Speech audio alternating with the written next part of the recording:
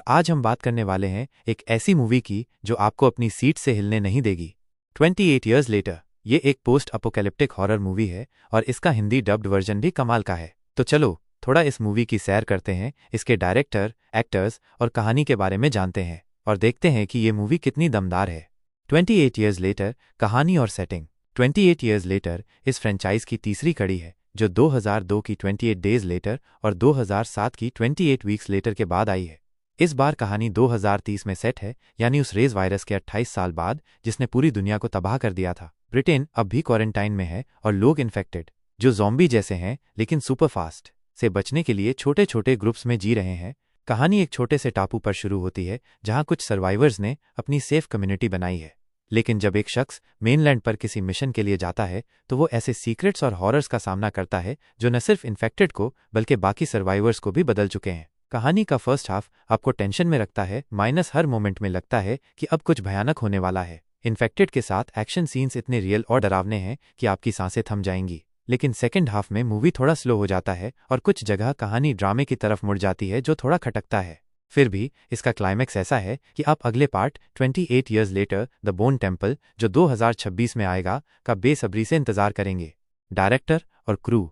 इस मूवी को डायरेक्ट किया है डैनी बॉयल ने, जो इस फ्रेंचाइज के जनक हैं। डैनी बॉयल को आप 28 डेज लेटर, स्लमडॉग मिलियनेयर और 127 आवर्स जैसी शानदार मूवीज के लिए जानते होंगे। उनकी signature style, fast cuts, granny visuals और इंटेंस म्यूजिक इस मूवी में भी झलकती है। खास बात यह है कि एलेक्स गार्लैंड, जिन्होंने पहली मूवी लिखी थी, इस बार भी स्क्रिप्ट राइटर हैं। सिनेमेटोग्राफी एंथनी डोड मेंटल की है, जिन्होंने आईफोन से कुछ सीन्स शूट किए हैं जो मूवी को और रॉ और इंटीमेट फील देता है। प्रोड्यूसर्स में सिलियन मर्फी भी हैं, जो पहली मूवी के लीड एक्टर थे लेकिन इस बार वो ऑन स्क्रीन नहीं दिखे।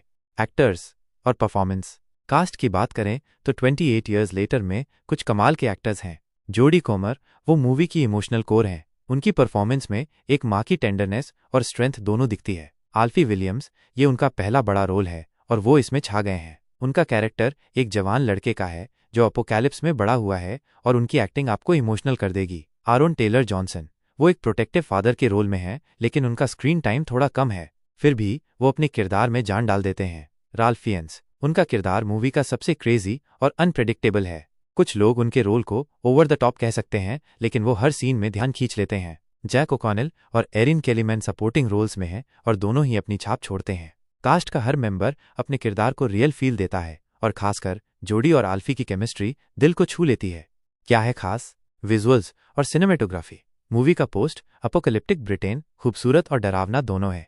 डैनी बॉयल का आईफोन यूज और फास्ट एडिटिंग स्टाइल आपको हर सीन में खींच लेता है। इन्फेक्टेड, ये ज़ॉम्बीज नहीं बल्कि रेज वायरस से इन्फेक्टेड लोग हैं जो इतने फास्ट और वायलेंट हैं कि आप डर के मारे कांप उठेंगे। उनके साथ हर एनकाउंटर टेंशन से भरा है। इमोशंस। मूवी सिर्फ हॉरर नहीं बल्कि एक emotional coming of age story भी है।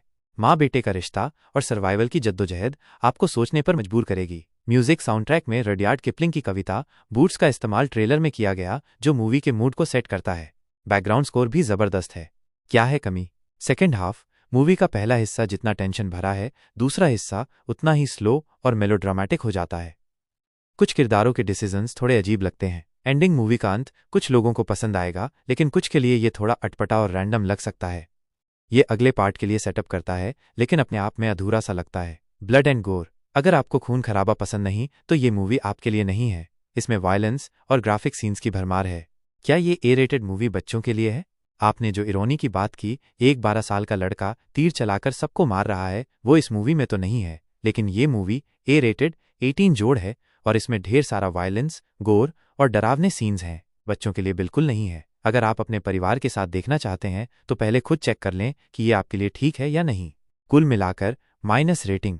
28 ईयर्स लेटर एक शानदार वापसी है इस फ्रेंचाइज की जो फैंस को निराश नहीं करेगी। डैनी बॉयल का डायरेक्शन, कमाल की कास्ट और इंटेंस सीन्स इसे मस्ट वॉच बनाते हैं। हाँ, सेकेंड हाफ और एंडिंग थोड़ा कमजोर है लेकिन फिर भी ये मूवी आपको डराएगी, रुलाएगी और अगले पार्ट का इंतजार करवाए। मूवी 20 जून 2025 को थिएटर्स में रिलीज हुई थी और अब आप इसे हिंदी डब्ड वर्जन में थिएटर्स या जल्द ही OTT प्लेटफॉर्म्स जैसे एप्पल TV, मूवीज एनीवेयर पर देख सकते हैं।